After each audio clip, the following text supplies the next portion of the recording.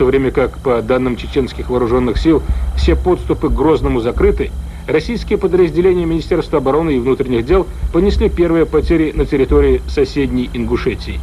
Там заполыхали 30 единиц техники.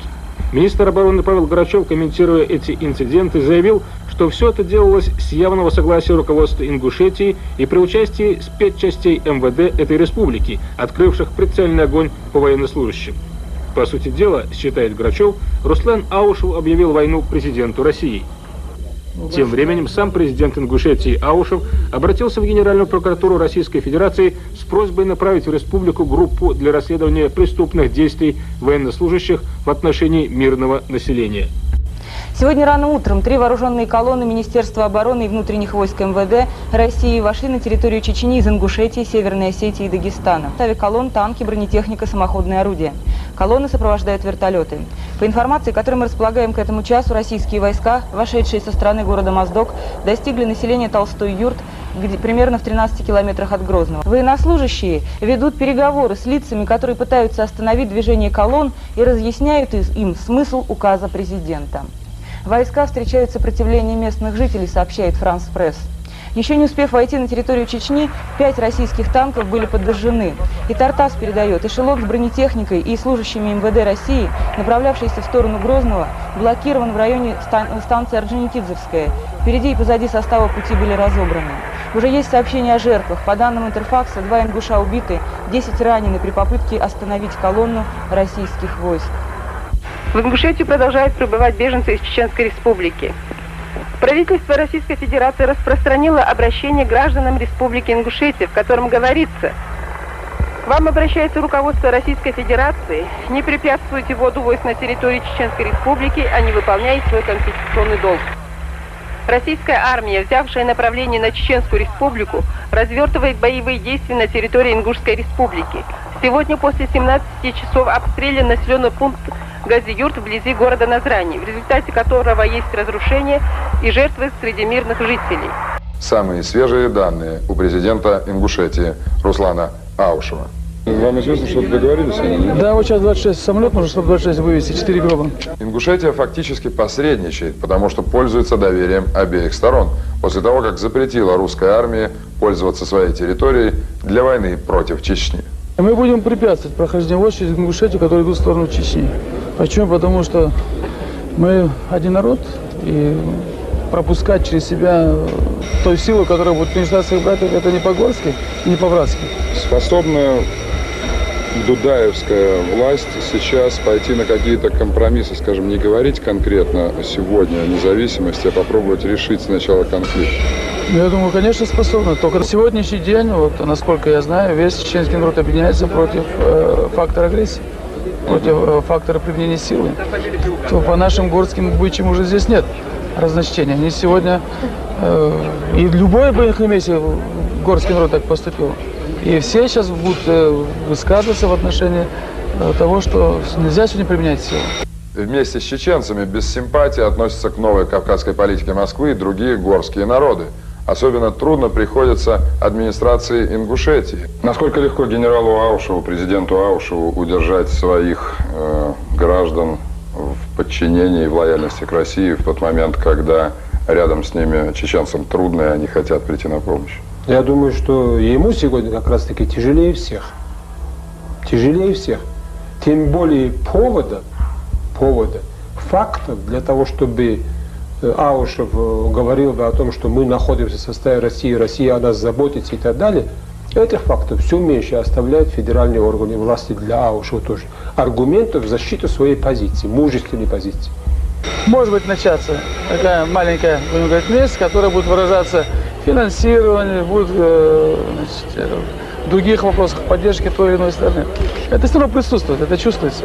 Но ничего страшного, с голода не умрем. Я думаю, что самое главное — честь в этой ситуации. Вам известны абсолютно точные цифры о жертвах в Ингушетии вот на сегодняшний день, на четверг? Ну, на сегодняшний день, с момента прохождения войск, с 11 декабря, на сегодняшний день 27 убитых из мирных жителей и 109 раненых. В населенном пункте, давайте вот так, населенный пункт Аршты, дважды его бомбили. Это первый раз было 5 убитых, второй раз 3 убитых, 8 убитых. Гази-Юрт первый раз его бомбили, там 3 убитых. И вот раненый Арштейб, Алкун Верхний. А остальные были убиты при прохождении войск. Они с колонны вели огонь по людям, которые на дорогах находились, вдоль дорог.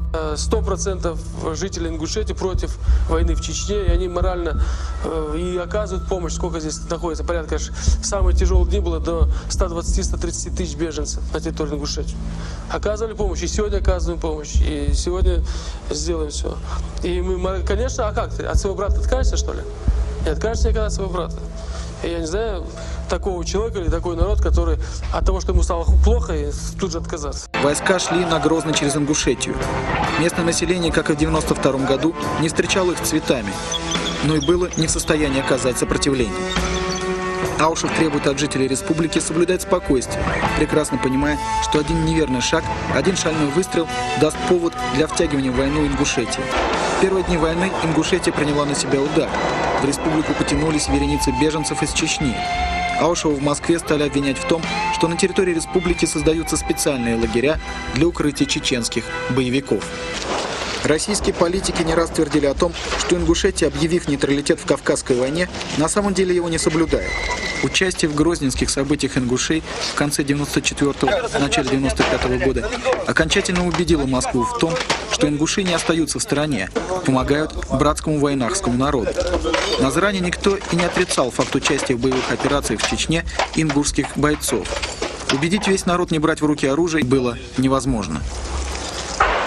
Я хочу вот что сказать. Истинную правду от вот этих пацанов посылают на войну. Ну так будем говорить, на мясорубку. Их на бойню в основном пускают. Вы же видели, там, которые горящие ребята лежат трупы. Их никто не забирает. Божире, босот божире. Ханцу задвала шан мугой. Примерно он уметтеди, он там бежал гайбу. Ночи бы, сели бы. Шаг дадутся вниз дальше, там будет съездить Наиболее тяжелое сопротивление встретила колонна, продвигавшаяся со стороны Ингушетии.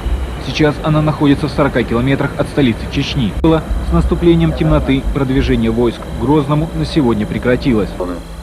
Остановить эти колонны, потому что каждый по Конституции имеет право защитить свое жилье. Люди эти помнят 92 год, когда те же танки, тот же министр обороны давал команду на уничтожение. Сегодня днем мы наблюдали прохождение армейской колонны через Назрань. Жители Ингушетии блокировали дорогу. Отношение к действиям России откровенно враждебное. Ингушетии Руслан Аушев направил письмо в адрес исполняющего обязанности генерального прокурора Ильюшенко, в котором говорится: продвижение российских войск 11 декабря 1994 года по Ингушетии сопровождалось преступными действиями военнослужащих в отношении мирного населения республики.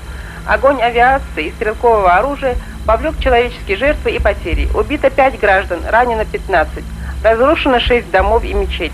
Прошу незамедлительно направить для расследования указанных преступлений группу из числа работников Генеральной прокуратуры Российской Федерации.